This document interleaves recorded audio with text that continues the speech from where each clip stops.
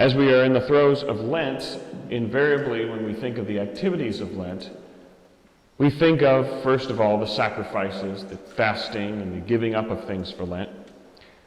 We might also think of the prayer aspect of Lent, the Stations of the Cross, spending more time in prayer.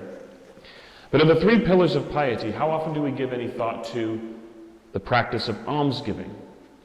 We might have our rice bowl projects with the little milk cartons. I call them milk cartons even though they don't contain milk in them, with the little slits on them to place your coins, and the programs that profit a great deal during the season of Lent to raise money for those in need.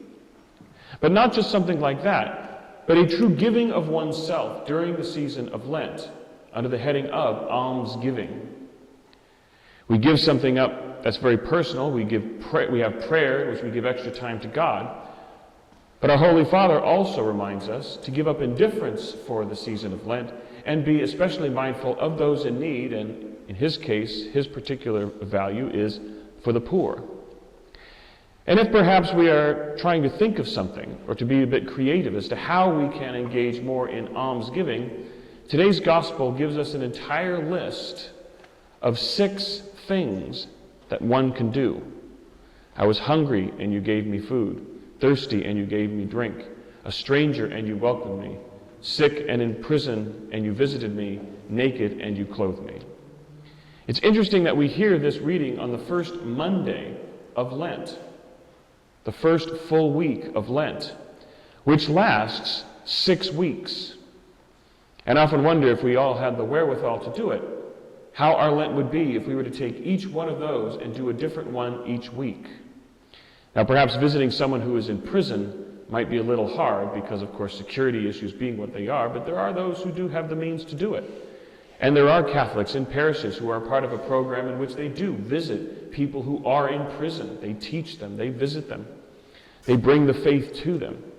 There are people who visit the sick on a regular basis, and there are ways of doing these during the season of Lent.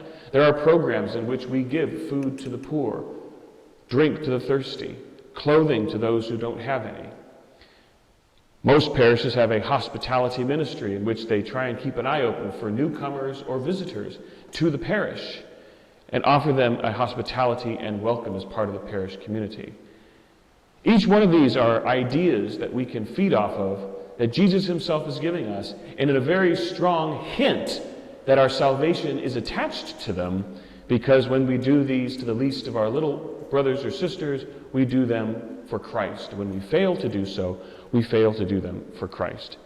And so it's a point of reflection during the season of Lent as we hear this every year on this first Monday of Lent. A whole list of ways in which we minister to Christ by ministering to those in need. And as we engage in prayer and fasting, we are also called to engage in almsgiving.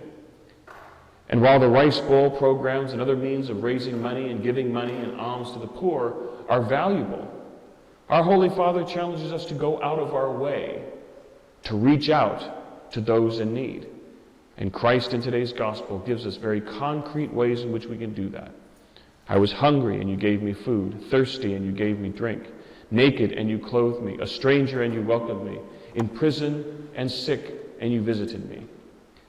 And in deference to doing these for Christ, these are perhaps hints that Christ is giving us himself, creative, meaningful ways in which we go out of our way to engage in the basic practice of almsgiving.